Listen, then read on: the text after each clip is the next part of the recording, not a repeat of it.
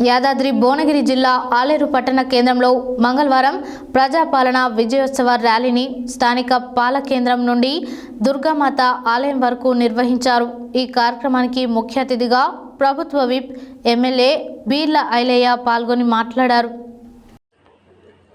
యాదాద్రి భువనగిరి జిల్లా ఆలేరు పట్టణ కేంద్రంలో మంగళవారం ప్రజాపాలన విజయోత్సవ ర్యాలీని స్థానిక పాలకేంద్రం నుండి దుర్గామాత ఆలయం వరకు నిర్వహించారు। ఈ కార్యక్రమానికి ముఖ్య అతిథిగా ప్రభుత్వ విప్ ఎమ్మెల్యే బీర్ల ఐలయ్య పాల్గొని మాట్లాడుతూ ప్రజల అభివృద్ధి లక్ష్యంగా ప్రభుత్వం అనేక సంక్షేమ పథకాలను ప్రవేశపెట్టి అమలు చేస్తుందని ఆయన పేర్కొన్నారు।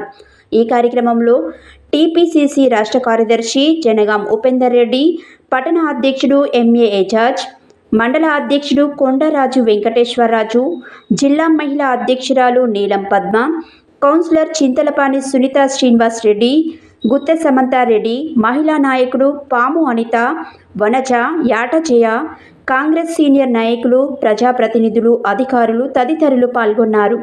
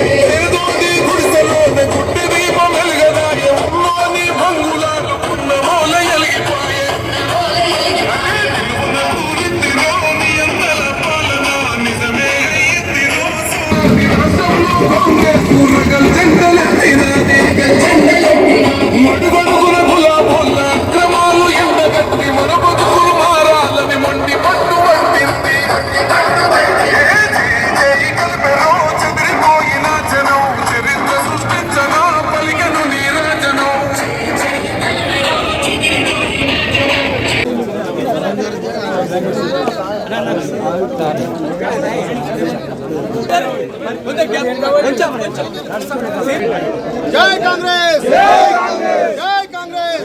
जय कांग्रेस, जय कांग्रेस, ప్రజాపాలన విజయోత్సవ సభల్లో భాగంగా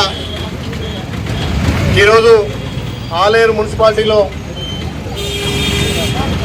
నీరుకు, సాగునీరుకు, రోడ్లు అన్ని కూడా అభివృద్ధి చేసే అవకాశం కల్పించేందుకు ఆలేరు ప్రజలు ప్రత్యేకంగా ధన్యవాదాలు చేస్తున్నాం। ఆరోగ్యరీత్యా సమస్యలు ఉంటే కనీసం 50% కూడా సమస్యలు పరిష్కారం లేదు।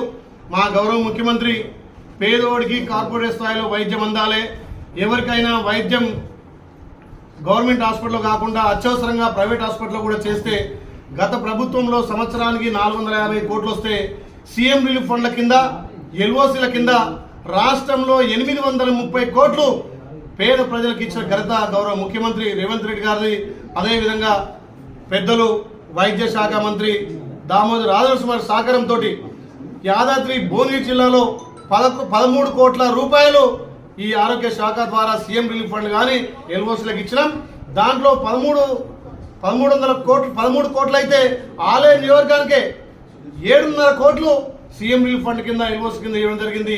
ఇవాళ సుమారు ₹1 కోటి పైచలకు ఇప్పుడు సీఎం రిలీఫ్ ఫండ్ వస్తుంది। కాబట్టి ఈ ప్రభుత్వం ప్రజాప్రభుత్వం గౌరవ ముఖ్యమంత్రి రేవంత్ రెడ్డి నాయకత్వాన రైతులకు, పేదలకు, మహిళలకు, నిరుద్యోగులకు, యువకులకు అందరికీ పెద్దపీట వేసిన ప్రభుత్వం। కాబట్టి గౌరవ ముఖ్యమంత్రి రేవంత్ రెడ్డి గారి నాయకత్వాన ఇంకా వచ్చే 5 ఏళ్లు కూడా పెద్ద ఎత్తున నిధులు తీసుకొచ్చి ఈ వెనుకబడ్డ ఆలయాన్ని అన్ని విధాలు అభివృద్ధి చేస్తామని చెప్పి మాటిస్తున్నాం।